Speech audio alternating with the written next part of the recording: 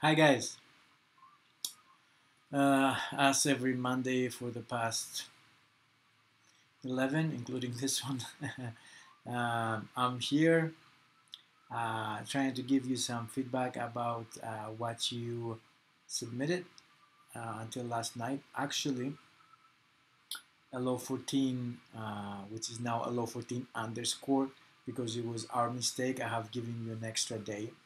So if you want to, I'm just letting you know in case you missed that. That's an extra reminder. And I'll give you some feedback based on what I see already. And then I'll cover chapter 15, right? Yes, leadership and management. So I hope you had a great weekend. First of all, I hope you're safe. I hope you're healthy. Concerning LO14, uh, it's a little bit confusing in the textbook. So I'll give you the right answer. I'll explain why. The consent form is not a real legal document. It does not provide legal immunity, and it does not relieve the facility of the responsibility to go above and beyond and protect the client, the patron. So that's why we say it is not a legal document. It's a little bit confusing in the book, so I wanted to make sure you understand that and make the necessary adjustments in LO14 underscore. Okay, so now LO15. LO15 is interesting in a way that it looks a little bit dry, a lot of theories and styles and so on and so forth, but it is really important to understand because again we are in the latest section of our book has to do with the business law and the management styles and so on and so forth. I'll try to break down everything, take it easy, slowly. Excuse me, let's see what happens. All right, so in general, if you want to have success and sustain success in any field, you need both leadership and management skills. And leadership has been identified as a fundamental behavior. Uh, it's an industry standard and it's a professional standard for us as well. So, what is it? Although they're both necessary in our industry, they're different. And one way to understand it is you lead people, you manage resources. Both are important. Both are important. You can't do one without the other. Now you have the skills for both, that's great. If you don't, maybe you're the leader, you hire somebody to manage. Maybe you're a good manager, you hire somebody to lead, right? They're different though. Operational definitions of those, the leadership is to facilitate and influence others to make the necessary progress towards the objectives that you have. And the management is for you to use the resources in a way to accomplish those goals. So the, the, the differences are maybe at the level of the outcomes and the way, the process to reach those outcomes. Now, leadership is science of mitigating risk, and it has to have a vision. It includes self-reflection and so on and so forth. It's not necessarily within an organization. Management, it is within an organization. Organization is the art of taking risks. It has a lot of planning and a lot of organizing and so on and so forth. In management, we say it's complicated, but it's also orthodox, meaning there's a procedure to follow usually. Leadership is more unorthodox. It's complex, a lot of variables, and not a specific plan to use every time. So you have to adjust and try to evolve based on the situation. Figure 15.1 and table 15.1 will show you the differences and how to integrate them. Now, evidence-based management, EBM, very, very important in any kind of science and practice.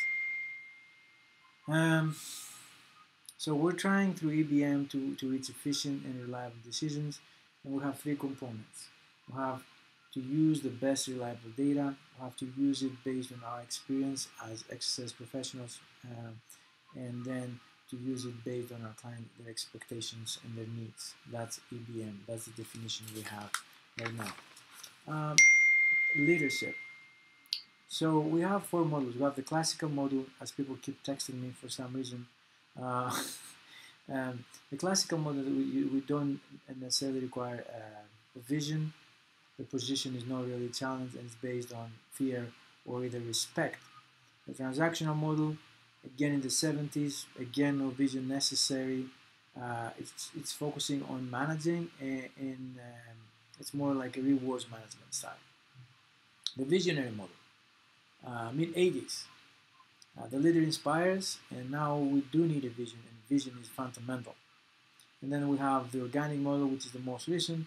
We have there's a collective vision between the leader and the subordinates, and there's a strong relationship between the leader and the team, of course, in order to achieve that.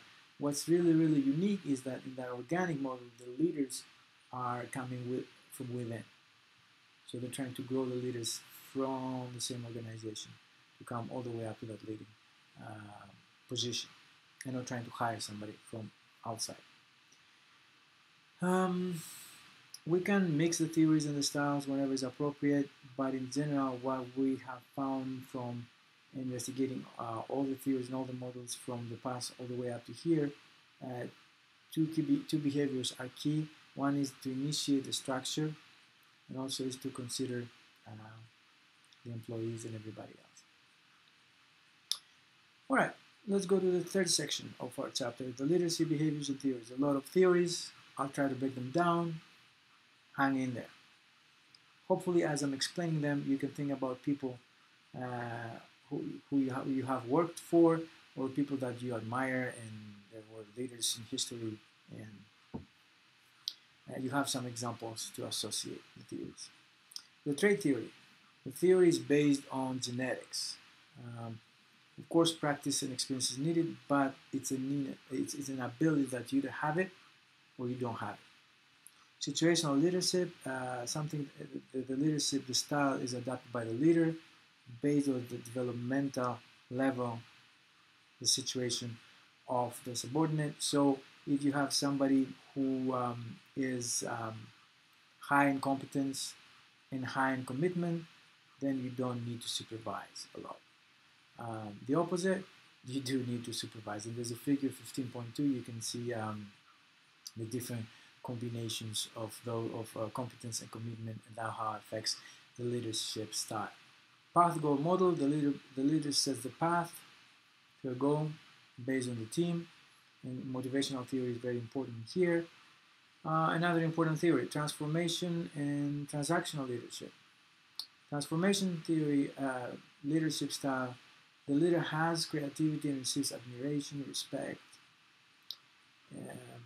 and the attention is on the individual, and that happens via inspiration of the individual. The transactional, also called visionary scholarship, is about exchanging one thing for another. So you will do this work for me, and I give you this salary.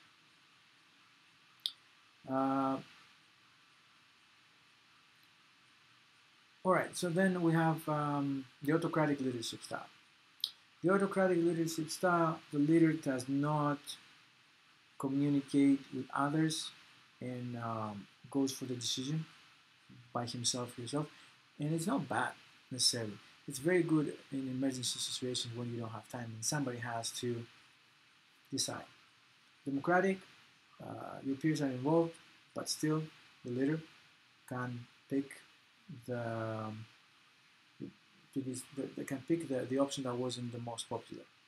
And then we have the laissez-faire, which in French means let them be, let them do, let them.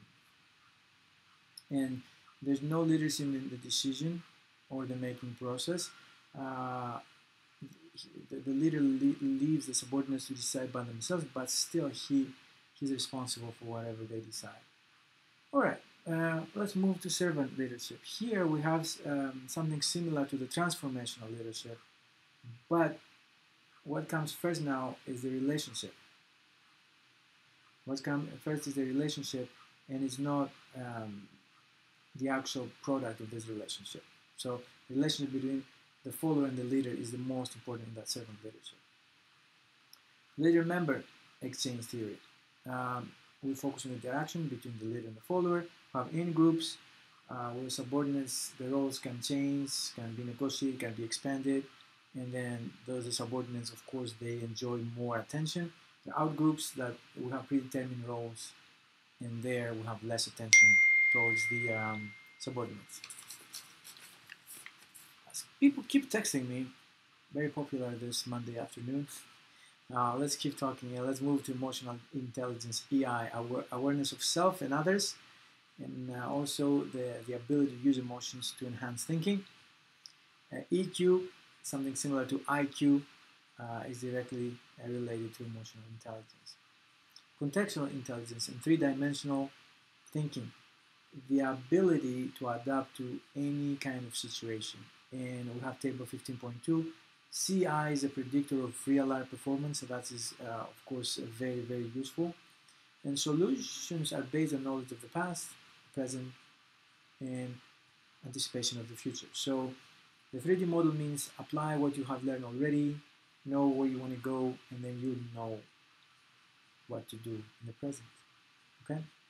There are 4 obstacles that you can see in table 15.3.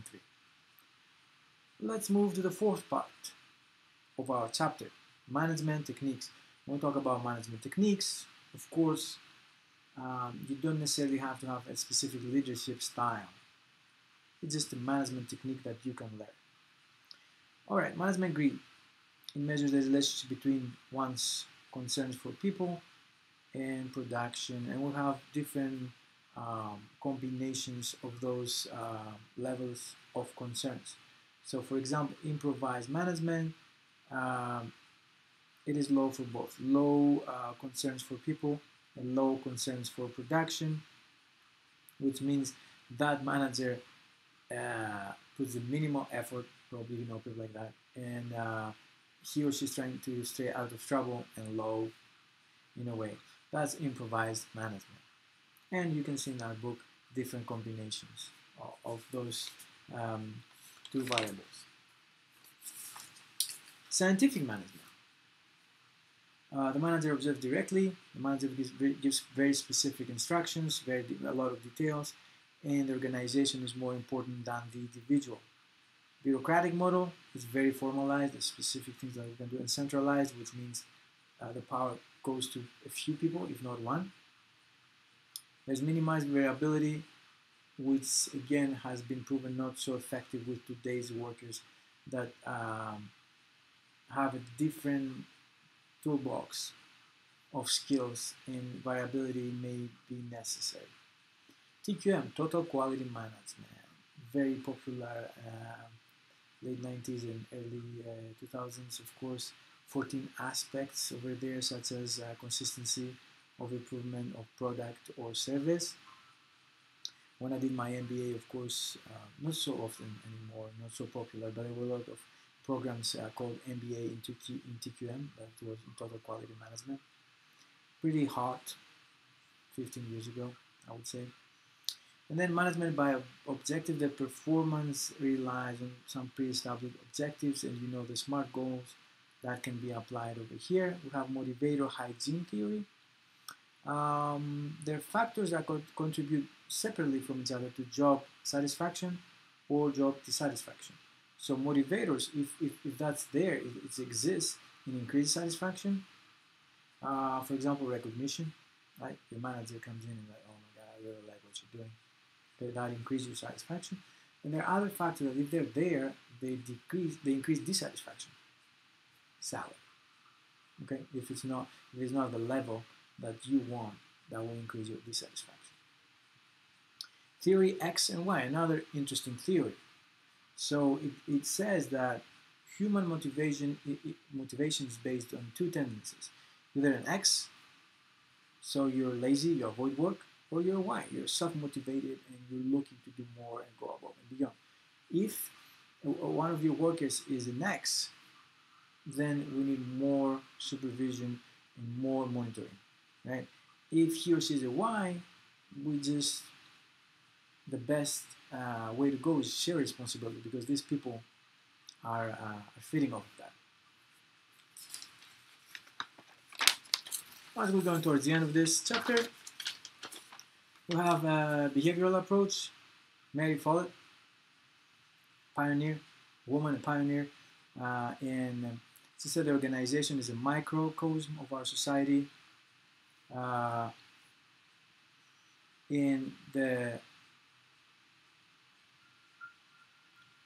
She believed in the behavioral model which led in the recent models of human resource management. And said leadership can be learned. So it's something that that somebody can learn. But the follower needs to understand the why. Why are we doing this? Not just what we're doing. Section 5. Again, as people keep texting me, let's talk about organizational behavior, which is the capacity to understand, explain, and improve the attitudes and behaviors of individuals or groups within the organization. And as an EPC, as an exercise physiologist, we need to practice management and leadership, so we need to have that behavior. Strategic planning, the process of diagnosing internal and external variables that affects you and your organization, and make the necessary adjustments of your vision, your goals, your objectives, and so on and so forth. It's a complicated process, and there are several steps, and that's how we're going to end the chapter, with those 5 steps. First of all, you have to determine the stakeholders. Stakeholders, anybody who's affected or interested by your organization. Okay, so it's not only the employers, the employees, the patrons, maybe it's the community. Okay, so you identify all these stakeholders, and then find the values, which means find the values, the list of ideals that you are going to focusing on, thinking about satisfying all those stakeholders. A lot of times you can't satisfy all of them at the same time, right? And then you have to create a vision, which is the direction of organization, and then you have to think about drafting a mission, which is how are we going to achieve that vision, okay? And usually the mission refers to present. And the last thing is establishing goals and objectives, which is you break it down, and it can be quantitative or qualitative, but you break it down even more, and you can use SMART goals and so on and so forth. One last thing that it's in there is the SWOT analysis: strengths, weaknesses, opportunities, and threats, and that can evaluate your role planning. And this is something, the figure 15.3 is something that can help you with all that information about strategic planning. Again, a little bit dry as a chapter. I hope I helped you a little bit understand. I'm here for any questions or concerns. We're almost done. Please keep pushing. Let's finish strong. And whatever you need, let me know. You see me, I'm here in my office. Email me and I'll do my best to cover all your questions. Thanks again. Have a very productive week. And don't forget, lift intentionally, not habitually.